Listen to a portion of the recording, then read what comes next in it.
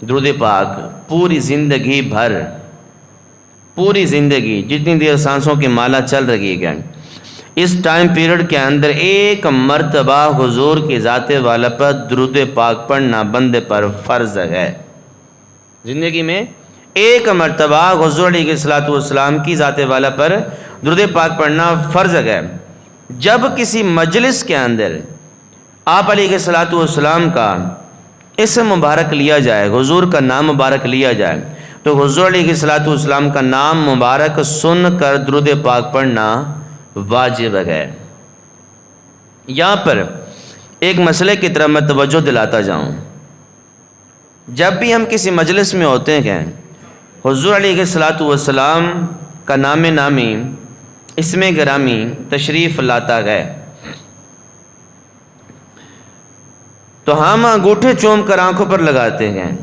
ٹھیک ہے، یہ باعث برکت ہے، اچھا عمل ہے، حضرت آدم علیہ السلام کی سنت ہے، میرے صدیق پاک کی سنت ہے۔ انہوں نے اس طرح کر کے اپنے عشق کا اظہار کیا، محبت کا اظہار کیا، یہ عمل کرنا چاہیے۔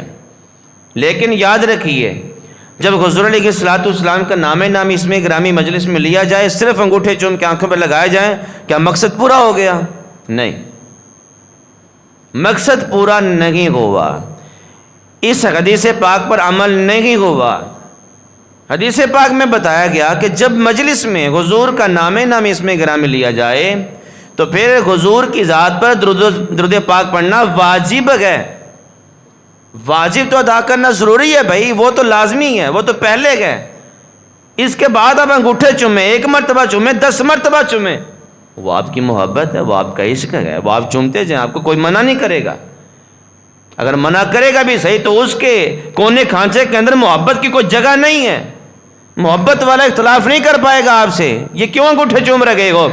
لیکن بات کرنے کا مقصد یہ ہے کہ جب حضور کا نام نامی اسم گرامی آئے تو سب سے بڑا محبت کا تقاضا یہ ہے کہ حضور کی ذات پر درود پاک پڑھا جائے، حضور کی ذات پر درود پاک پڑھا جائے۔